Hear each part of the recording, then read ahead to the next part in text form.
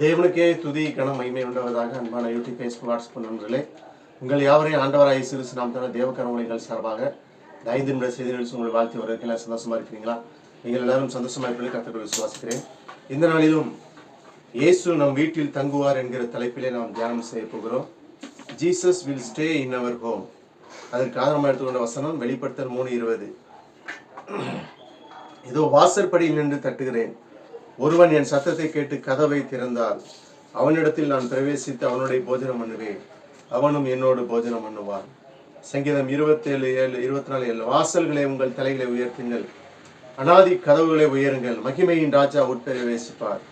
யார் இந்த மகிமையின் ராஜா? அவர் சேனைகளின் கர்த்தரானவர், அவரே மகிமையின் ராஜா. பிரியமானவர்களை, கர்த்தர் வீட்டில் தங்க வேண்டும் என்று சொன்னால் கர்த்தரை நாம் வீட்டிற்கு விரும்பி அழைக்க வேண்டும். லூக்கா 10:38 பின்பு அவர்கள் பிரயாணமாய் போய் அவர் கிராமத்தில் பிரவேசித்தால் அங்கே மார்த்தாள் என்று பெயருள்ள ஒரு ஸ்திரீ அவரை தன் வீட்டில் ஏற்றுக்கொண்டார் என்று சொல்லி நாம் பார்க்கிறோம். லூக்கா 4:38 பின்பு அவர் ஜபாலயத்தை விட்டு புறப்பட்டு சீமோன் வீட்டில் பிரவேசித்தார். சீமோனுடைய மாமி கடுஞ்சொரமாய் கிடந்தால் அவளுக்கு அவரை வேண்டிக் கொண்டார்கள் என்று சொல்லி பார்க்கிறோம். கர்த்தரை நம் வீட்டிற்கு விரும்பி அழைக்க வேண்டும். கர்த்தரை நம் வீட்டிற்கு வணங்கி அழைக்க வேண்டும். லூக்கா 19:5-7 இயேசு அந்த இடத்தில் வந்தபோது அண்ணாம் வந்து பார்த்து அவனை கண்டு, சகையவே, நீ சீக்கிரம் இறங்கி வா, இன்றைக்கு நான் உன் வீட்டில் தங்க வேண்டும் என்றார். அவன் சீக்கிரமாக இறங்கி சந்தோஷத்தோடு அவரை அழைத்து கொண்டு போனான். அதை கண்ட யாவரும், இவர் பாவியான மனுஷனிடத்தில் தங்கும்படி போனார் என்று முறுமுறுத்தார். கர்த்தரை நம் வீட்டிற்கு வணங்கி அழைக்க வேண்டும். சகை வீட்டிற்கு வந்த ஆண்டவர் உங்க வீட்டுக்கும் வருவார்.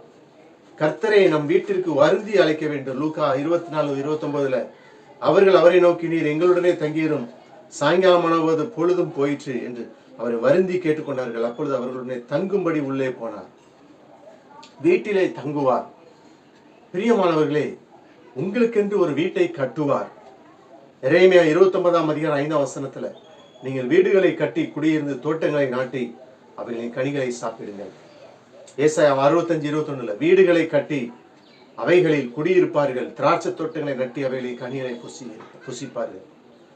தைரியமாக உங்களுக்கு ஆண்டவர் வீட்டை கட்டுங்கள். தைரியமாக கர்த்தர் உங்களுக்கு பண உதவிகளை செய்வார். எப்படி கட்டணும்? ஞானமாகிய கிறிஸ்துவின் மேல் வீட்டை கட்டணும். நீதிமொழிகள் 24:3-4 வீடு ஞானத்தினாலே கட்டப்பட்டு விவேகத்தினாலே நிலைநிறுத்தப்படும், அறிவியினாலே அறைகளில் அருமையும் இனிமையுமான சகலவித பொருட்களும் நிறைந்திருக்கும் என்று சொல்லி பார்க்கிறோம்.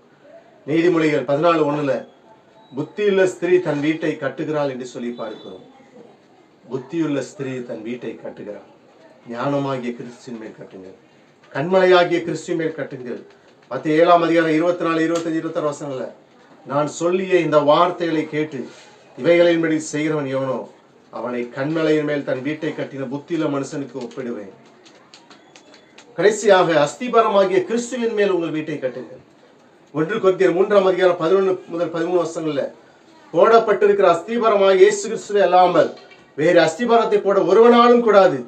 ஒருவன் அந்த அஸ்திபாரத்தின் மேல் பொன், வெள்ளி, விலையேறப்பட்ட கல், மரம், புல், வைக்கோல் ஆகிய கட்டினால் அவனுடைய வேலைப்பாடு வெளியாகும்.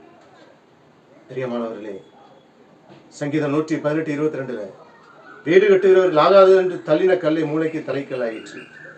பிரியமானவர்களே, எபேசியர் 2:20 அப்போஸ்தலர் தீர்க்கதரிசிகள் என்பவருடைய அஸ்திபாரத்தின் மேல் கட்டப்பட்டவருமாய் இருக்கிறார். அதற்கு இயேசு கிறிஸ்து தாமே மூளைக்கல்லாய் இருக்கிறார்.